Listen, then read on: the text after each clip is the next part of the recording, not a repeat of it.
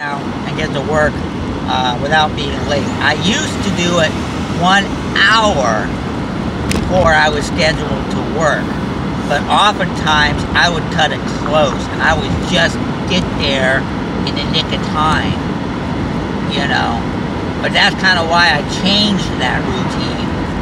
Instead of 1 hour, make it 2 hours, stop and eat, you know, get whatever, wherever I happen to be, get my lunch. And since I've been doing that, I find, you know, I'm not cutting it so close. And then, you know, I'm not really risking being late to work. But I do have a backup plan.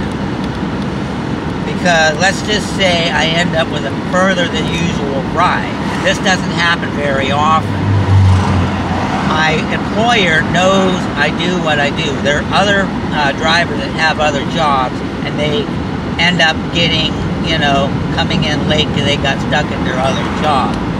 The backup plan is, and I'm already okay with this, if I end up with a further than usual ride during my 2-hour cutoff course, I call my boss and say, hey, I have a further than usual ride. I'm going to be a little late to work, but I'll get there. And it's like well over an hour before I'm scheduled to start work. And they say, oh, okay, you know, get here when you can. And then that gives them, you know, opportunity to make arrangements if they need my shift covered. So I'm not calling in sick to work. I'm just saying you know, I'm stuck working late, I'm going to be late, but I'll be there ASAP. And then, you know, I get, okay, no problem, get here as soon as you can. This doesn't happen very often, so. But that's my backup plan if, you know, something like that happens. So, I have it all planned out in my system, the way I do it, you know. Plan A, plan B. Tell me something, Steve. Tell me about your problems with focus and distractions. Well, the differences between them, and maybe what I do is like it's not literally a distraction. Let's just say I'm talking on the phone with you, and I'm saying this or saying that. We're having a conversation, and the gentleman comes up to me to tell me about the car. Maybe it's not a literal distraction, but it is. I use the terminology distraction because if I'm focused in a deep conversation and then he's going to come up to me to tell me something about the car, it's a minor distraction from the conversation that I'm having on my phone, and I see that coming. I'm about to have a distraction. That means distraction from the conversation on the phone, because I can't talk to two people at the exact same time. So I consider that a distraction, a minor distraction. So that's why I always use that terminology, distraction. It may not be a literal distraction, but it might be a distraction from what I'm corresponding on the phone.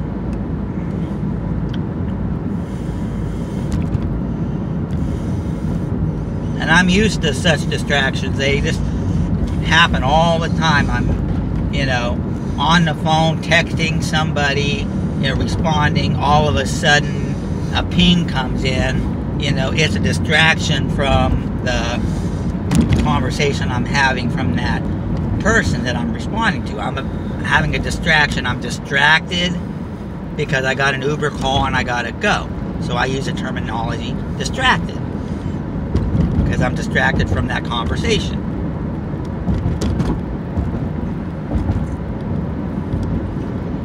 I mean, these type of distractions happen continuously. There are other times where you might have a distraction.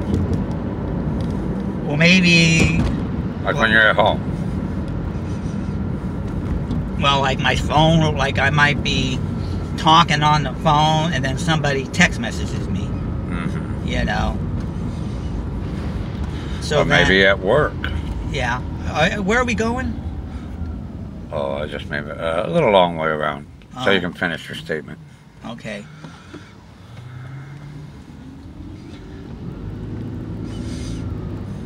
Go ahead. So like I might be focused on a conversation, and this happens continuously because I got a lot of people on Facebook. A lot of people have nothing to do. They just like to sit there and chat and text and chat and text. You know, if it's not one person, it's another. It's like I have so many people, you know, that I have like on friends and with the games I used to play. So, you know, somebody likes to talk, hey, how you doing? Blah, blah, blah. They have nothing to do but sit there and text all day, you know. You mean somebody that you haven't talked to in ages? They'll just go blah, blah, blah? It's various, you know. Sometimes it's somebody that talks to me all the time. It might be somebody I haven't talked to in a while. Hey, how you doing? Just wanted to say hello, you know. Is it that way? Yeah. Okay, now tell me. Are you ever distracted when you are asleep? I'm not distracted when I'm asleep. I'm Do you turn your phone off, or does you get phone calls? It's on, but if anybody like messages me or say anything, it gets ignored because I'm in my sleep process. And when I'm in my sleep process, I don't make that stop. I make it happen. I keep it going, my sleep, to get caught up on my sleep. So if somebody talks to me or messages me, they get no response at all until I'm awake and up and ready. Because I'm not going to distract my sleep. Because I make sure I get my sleep. You know, they're just going to have to wait.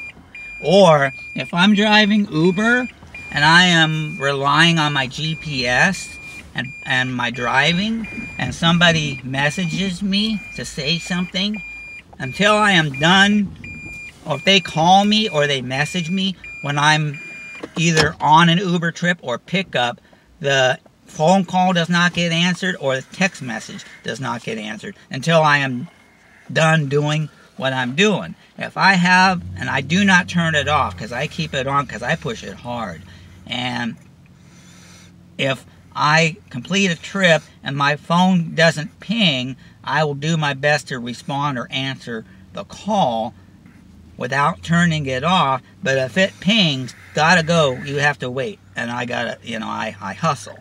That's my way of hustling. Unless I have it turned off, then I can actually sit there and... Can you go any faster if you hustle? Well, that's how I do it. I seem to How about coffee? Does that help you hustle faster? Well, it gets me awake and gets me going. Gets you awake and gets you going. Exactly.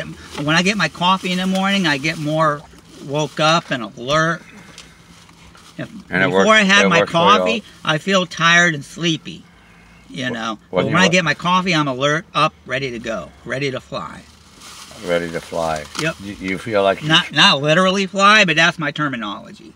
Well, I mean, is part of your terminology include sprouting wings? Well, I don't sprout wings. That means it's up and go. How can you fly if you don't sprout wings? It's a figure of speech. I use figures of speech. Sometimes you can't take it literally. It's a figure of speech.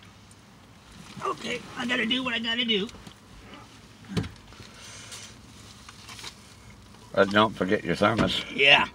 Thank you very much, Steve. Yeah, are you going in the house or are you? Nope. All right, good luck. I'll have to, as soon as I